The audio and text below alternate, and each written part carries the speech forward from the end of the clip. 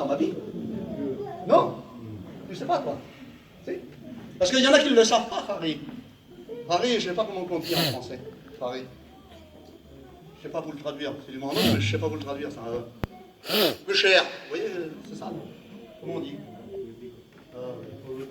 Povretico, si.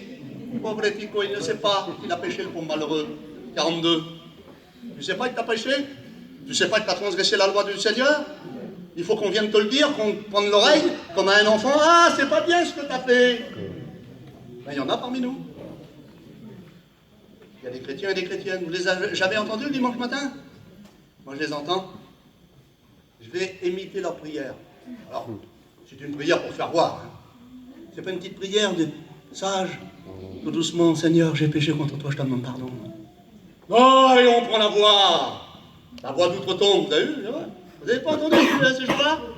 Seigneur! Alors on s'attend. Qu'est-ce qu'il y a? Qu'est-ce qui se passe? Si j'ai péché contre toi, Seigneur, eh ben, je te demande pardon.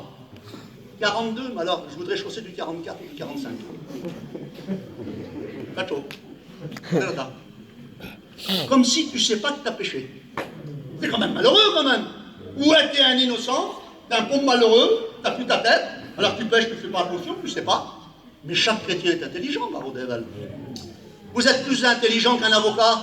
Pas besoin d'avoir des diplômes pour être intelligent.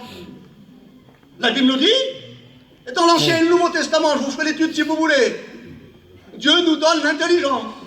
Vous savez pourquoi il nous donne l'intelligence, le Seigneur? Ah, il ne nous donne pas à faire la comptabilité, hein. Ça n'a rien à voir. Il nous donne l'intelligence pour comprendre notre état et pour voir dans quel état spirituel nous sommes. Et si j'ai péché, il nous fait voir par notre intelligence, par son intelligence et par le Saint-Esprit qu'on a péché contre lui. Et alors, nous avons un avocat auprès de lui. Il s'appelle Jésus.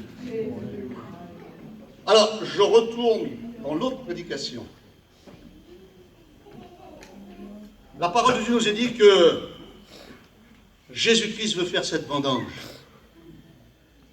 Alors, il y en a, malgré la bénédiction de Dieu, malgré la grâce de Dieu, malgré la vie de Dieu en eux,